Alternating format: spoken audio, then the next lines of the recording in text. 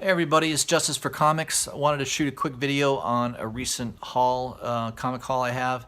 Some books that came in here recently. I may have highlighted a few of these in the past. I'm pretty sure I had mentioned this one. This is the Detective Comics 880. This is the foil cover. Supposedly there's only 100 in existence. I'm not too sure about that, but yeah, I think this was like 50 bucks. I don't have the original. I think on my last video I had mentioned that. That'll be maybe, I think that whole Black Mirror run is something that's worth getting. I just kind of don't want to pay more than 200 bucks for that run, so probably take me a while to get it, but I might find that original run for a good price eventually. So that's something I'll keep on my radar. So there is the foil cover, pretty cool, a classic jock cover, and a lot lower print run than the original. So long term, this could be, second best thing to having the original copy. So we'll see. Other thing I wanted to highlight was a book I've been after for a long time is Swamp Thing 37. This is the first appearance of Constantine. I like Constantine. I love the movie. The movie was awesome. One of my favorite comic book movie of all time is Constantine. I mean, anytime that thing comes on TV, I have to watch it. It's got so many cool characters in it. That scene with Satan coming to take his soul. I mean, that was awesome. I loved it. So I'm a big fan of Constantine. I definitely would love to see them do another movie. I think everybody kind of was like, where the heck is Constantine 2? I mean, I think they could have, it would have been a big hit. There's no doubt about it. So I don't know. I'm holding out hope that maybe eventually they're going to get Keanu Reeves to do that, reprise that role again. We'll see. But this is definitely a key book to have in anyone's collection, and I finally got it, and it's pretty good shape. I took a while to find the right auction. I got this for $100, and it's in really high grade. Edges are really clean. There's one little teeny crease that doesn't break color, so I don't mind that at all. And the spine is the spine on this is perfect. No spine ticks at all. So those of you who have been watching my videos for a while know that that's my pet peeve when it comes to trying to get a high grade book, is I'd like to find one with a really clean spine. That's to me a marquee of a great condition book. Plus the colors are just awesome. It looks brand new to me, and it looks awesome in a Mylar. So there's Swamp Thing 37. Another book that I picked up here that's really hard to find is Blade, the Vampire Hunter. This is number 7, and I also have number 8. No, I don't really care for the cover of 7. The artwork definitely looks like mid-90s artwork. So I think these came out in 1994. Notice the nice low price of $1.95. Number 8 is definitely in a little bit more demand. So if you can find these online, I would buy one. I wouldn't pay too much, though. I think this one could be going for like $25 to $30. The indication is that it could be that high. Problem is, there's none for sale. I mean, I just checked eBay today, and they're in 7 through 10 is just almost impossible to find on eBay. So maybe you can track it down on some other websites, some online back issue websites that might have it, like a Mile High or one of those type. You might be able to find it on one of those sites. I found one copy on Amazon for like $10 and bought it right away, and it was the only one they had in stock. So I've got 9 and 10 coming in the mail. I should get that by Friday, but this is 7 and 8. So these are very low print run, very scarce.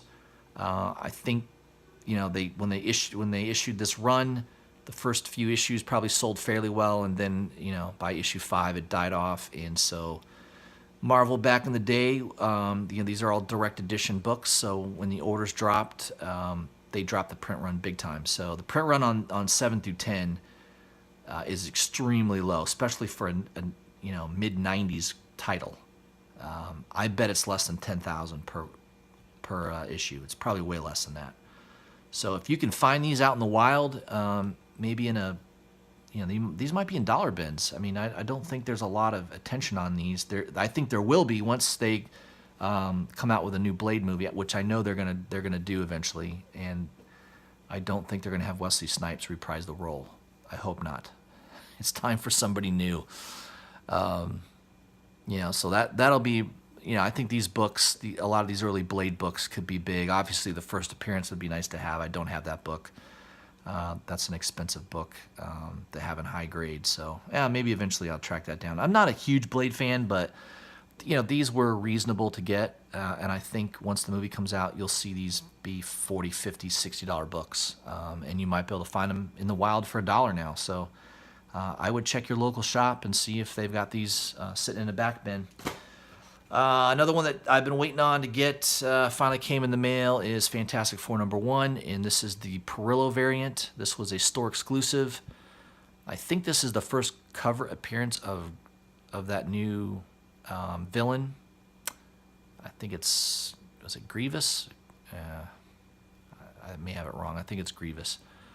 So I think #2 is really the first appearance, but this is the first appearance on the cover.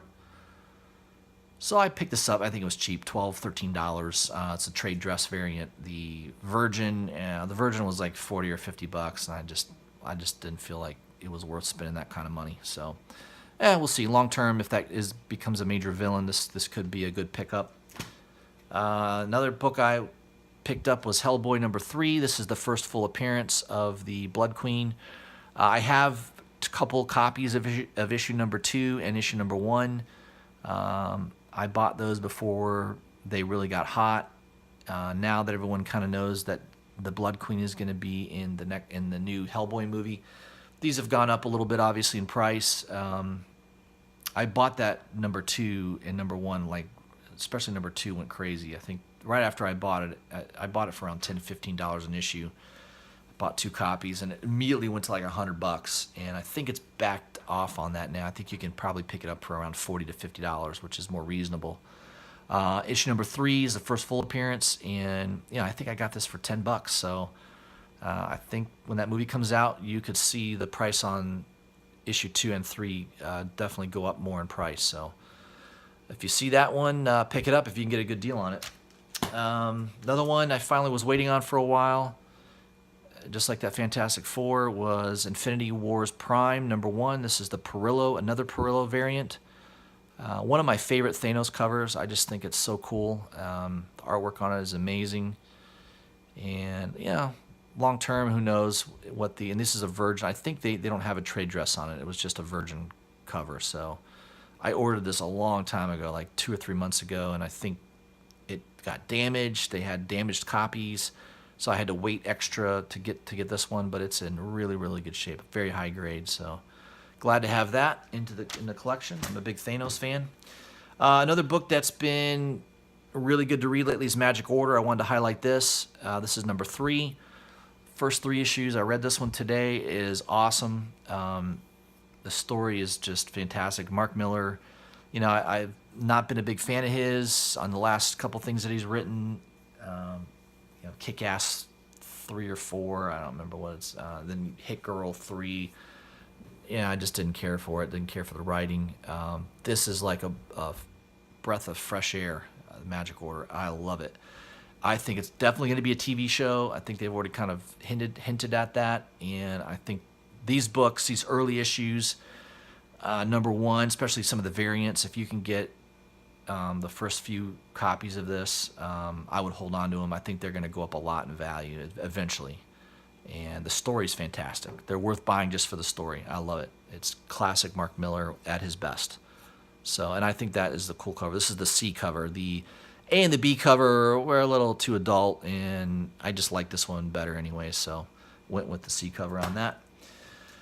Rick and Morty, I think I highlighted this in my last video. I picked that up. Rick and Morty, Dungeons versus Dungeons and Dragons. This is the Chromium variant. Definitely limited.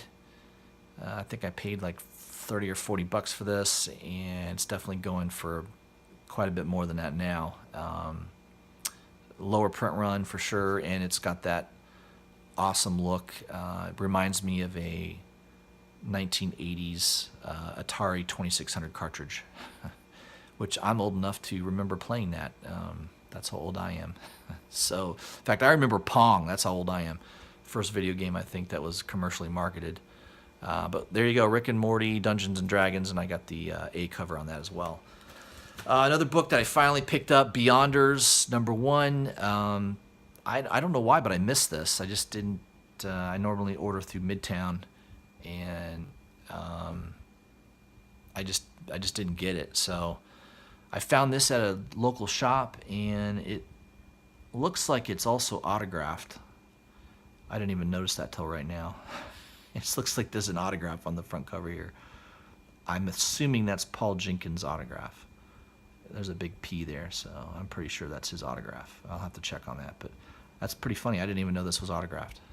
So I picked that up for cover. Not bad, not bad.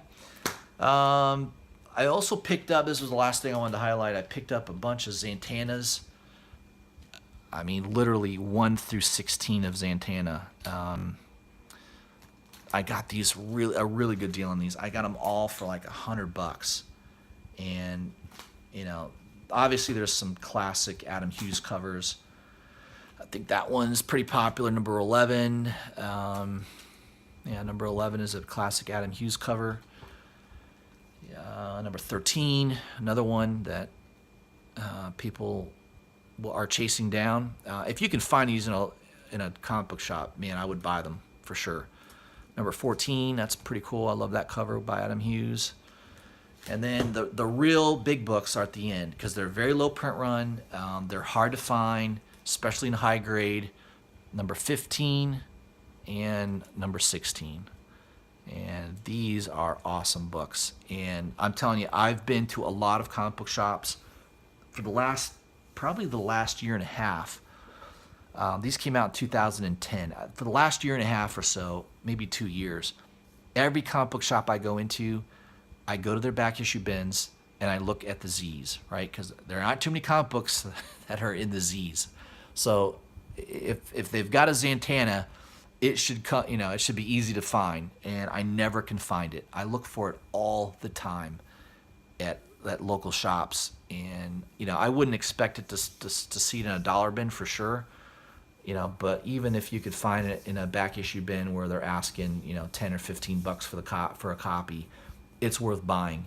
I mean, if you can get this $20 or lower, any of these issues, it's worth buying. I mean, I bought this whole run for $100, so I think I paid, maybe with shipping it was $120.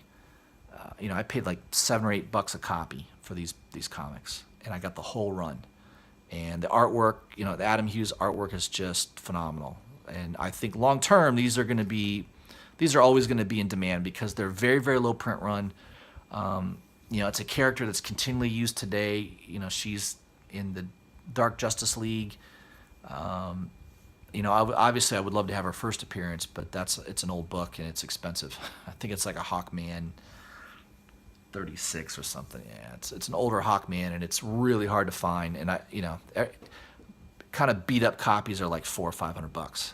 So I don't expect to get her first appearance, but these are really cool to have.